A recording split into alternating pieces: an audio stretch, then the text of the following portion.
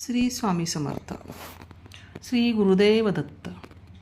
गेल्या व्हिडिओमध्ये मी सांगितलं होतं की श्री गुरुदत्तांचं पारायण कसं करायचं, त्याची पूजा कशी करायची आणि पूजा करत असताना कोणते नियम पाळायचे, कोणते नियम पाळणं नाही जमलं तर आपण काय करायचं, किंवा ज्यांना गुरुचरित्राचा पूर्ण ग्रंथ वाचणं शक्य नाही आहे त्यांनीसुद्धा संक्षिप्त गुरुचरित्र कसं वाचायचं हे मी सांगितलं होतं. अर्थातच त्याची मी जी लिंक आहे ती मी डिस्क्रिप्शन बॉक्समध्ये नक्की देईन किंवा मी स्क्रीनवर पण टाकेन. परंतु आता श्री दत्त जयंती येते आहे जवळ. 20 तारखेपासून पारायणाला सगळ्यांनी सुरुवात केली. कोणी मठात सुरुवात केली, कोणी घरात सुरुवात केली, परंतु पारायणाला सुरुवात झाली ती 20 तारखेपासून. आणि आता 26 तारखेला दत्त जयंती आहे, त्यामुळे त्या दिवशी या पारायणाची सांगता होणार आणि त्याचं उद्यापन होणार. मग आता सांगता आणि उद्यापन करायचं, मग ते कसं करायचं याविषयीच मी आज सांगणार आहे. 7 दिवस आपलं पारायण होतं, त्यानंतर 7व्या दिवशी दत्त जयंती येते. मग त्या दत्त जयंतीच्या दिवशी किंवा दुसरा दिवस जो असेल त्या दिवशी आपण याची सांगता करू शकतो. आता आपण जेव्हा सांगता करतो तेव्हा गोडाचा नैवेद्य असतो आणि मुख्य म्हणजे घेवड्याच्या शेंगा, ज्या श्री गुरुदत्तांना अतिशय प्रिय आहेत, त्यांचा नैवेद्य ह्याच्यात खास करून लागतो. बाकी तुम्ही तुमचा जो घरात जेवणाचा नैवेद्य असेल तर तुम्ही बनवूच शकता. हा नैवेद्य केल्यानंतर हा नैवेद्य 4 विभागामध्ये विभागून घ्यायचा. म्हणजे कसा, तर पहिला नैवेद्य श्री दत्तांना, दुसरा श्री स्वामींना, तिसरा आपली जी कुलदेवता आहे तिला, आणि चौथा गाईचा घास. असे हे 4 नैवेद्य आपण त्या दिवशी वाटून घ्यायचे, म्हणजे वाटप करून ठेवायचे. हे 4 नैवेद्य त्या दिवशी असे दिलेलेच पाहिजेत. आणि नैवेद्य जो काही असेल तो आपल्या घरामध्येच आपण खायचा आहे, बाहेर कुठेही कोणाला तो द्यायचा नाही आहे. जर घरी कोणी आलं म्हणून तुम्ही त्यांना घरातल्या घरात देऊ शकता प्रसाद म्हणून, परंतु बाहेर घराच्या द्यायचा नाही, हे लक्षात ठेवायचं. त्याचप्रमाणे गुरुचरित्राची जी आरती असते ती आरती आपण करायची आहे. बऱ्याच जणांना गुरुचरित्राची आरती माहीत नाही आहे. ती आरती मी माझ्या डिस्क्रिप्शन बॉक्समध्ये नक्कीच पाठवते, ती तुम्ही बघा आणि त्या दिवशी त्याप्रमाणे ती आरती करा. तसेच नैवेद्य दाखवताना गुरुमंत्राचा जपसुद्धा करायचा आहे, श्री स्वामींचा जप करायचा आहे. आपण हे सगळं केल्यानंतर आपल्या घरी गुरुदेव स्वतः येऊन जातात बरं का. आणि ते आलेले असे बरेच अनुभव आपल्याला सांगून जातात. जसं की घरामध्ये फुलांचा सुगंध येतो, सुवास येतो, किंवा अगरबत्तीचा वास येतो असे, किंवा कोणी तरी येऊन गेल्याचा संकेत आपल्याला मिळतो. अशा बऱ्याच गोष्टींचे अनुभव आपल्याला येतात. तुम्हाला कोणता अनुभव आला तो मला तुम्ही नक्की कमेंटमध्ये कळवा आणि इतरांनाही तो कळेल. या दिवशी आपण जोडपं जास्त करून जेवायला घालावं, परंतु जर जोडपं घालणं शक्य नसेल तर सवाष्ण तर नक्की घालावी. सवाष्णीला आपण तिची ओटी वगैरे भरावी, दक्षिणा द्यावी. आणि सवाष्णही जर जमत नसेल घालायला तर कमीत कमी आपण गरिबाला दान तर नक्कीच द्यावं. आपल्याला कमीत कमी एक 50-60 रुपयेचं दान देण्या इतकी तर परिस्थिती आपली गुरुदेव दत्तांनी आणि श्री स्वामी समर्थांनी नक्कीच दिलेली आहे आपल्याला. अगदीच परिस्थिती वाईट नसतेच. जे गुरुदत्तांचं करतात, जे श्री स्वामींचं करतात, त्यांच्याकडे इतकी वाईट परिस्थिती कधीच नसते. त्यामुळे कमीत कमी आपल्याला जास्तीत जास्त जेवढं दान देता येईल तेवढं आपण त्या दिवशी एखाद्या गरिबाला आपण ते दान द्यावं.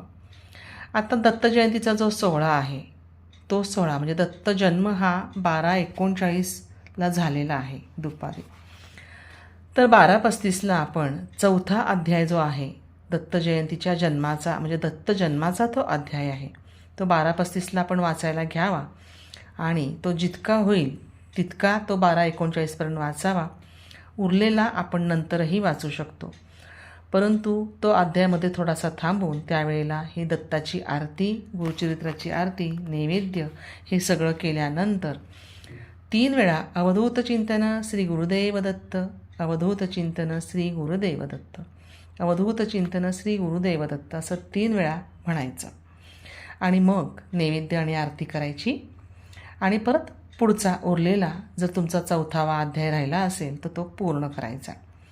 आता पूजा केव्हा हलवायची, कशी हलवायची, तर आपण ज्या दिवशी आपलं उद्यापन होतं त्या दिवशी पूजा न हलवता ती दुसऱ्या दिवशी म्हणजे 8व्या दिवशी आपण करू शकतो.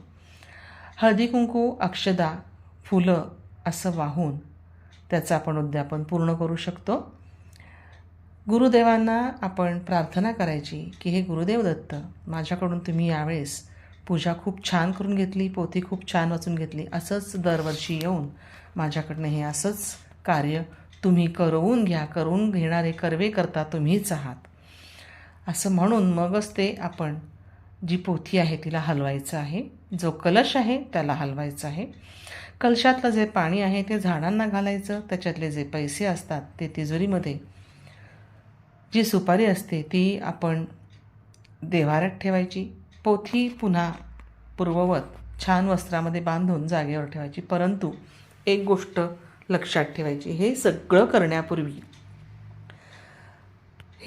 करण्यापूर्वी एक गोष्ट इथे मी सांगायला विसरले, ते म्हणजे क्षमापन स्तोत्र. आपण कितीही साग्रसंगीत पूजा केली, कितीही साग्रसंगीत वाचन केलं, कितीही नियम पथ्य पाळले तरीसुद्धा आपण मानव आहोत. काही ना काही चूक ही आपल्याकडून होतच असते. त्यामुळे आपल्याकडून काही चुकलं असेल तर त्याची माफी असावी म्हणून श्री दत्तात्रेयांचं दत्त क्षमामापन स्तोत्र त्या दिवशी म्हणायचं. त्याचप्रमाणे श्री स्वामींचं सुद्धा स्तोत्र म्हणायचा, मंत्र म्हणायचं आणि कुलदेवतेचा सुद्धा मंत्र म्हणायचा. श्री विष्णू सहस्त्रनाम जर जमत असेल तर तेही म्हणल्यास खूप छान. बघा कसं आहे, अडचणी दूर करणारा हा दिव्य ग्रंथ आहे. त्यामुळे ह्या सगळं आपण जेव्हा गुरुचरित्राचं पारायण सुरुवात करतो तेव्हापासून ते अगदी समाप्तीपर्यंत त्याचे नियम जितके जमतील तितके पाळावेत, जितकं जमेल तितकं करावं. शेवटी गुरुदेव दत्त कधीच कुठल्या गोष्टीसाठी अडून बसत नाहीत, रुसून बसत नाहीत, रागवत तर अजिबातच नाहीत. परंतु आपल्या घरी आपण जेव्हा कोणत्याही पाहुण्याला जेवायला बोलवतो तेव्हा आपापल्या परीने जितकं जमेल आपल्याला तितकं सगळं त्यांचं आगत स्वागत आपण करतो की नाही. मग तसंच आगत स्वागत आपण श्री गुरुदत्तांचं, श्री स्वामींचं असं नक्कीच करायचं आहे. कुठे कमी पडलं तर पाहुणे काही म्हणतात का? नाही म्हणत. ते काय म्हणतात, वा छानच झालं सगळं, खूप छान तुम्ही केलं, आम्हाला खूप आवडलं.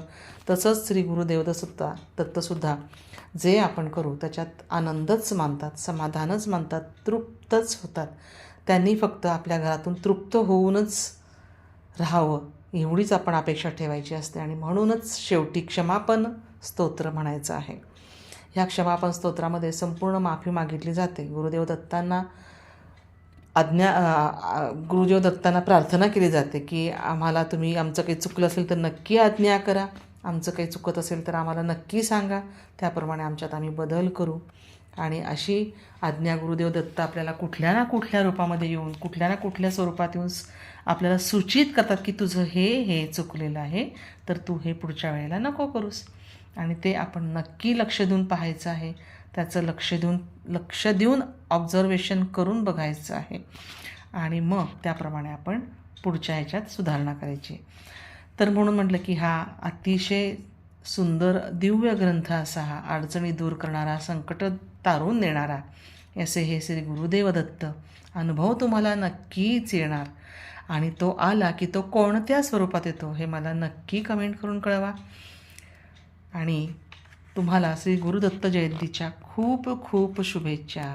श्री गुरुदेव दत्त, श्री स्वामी समर्थ.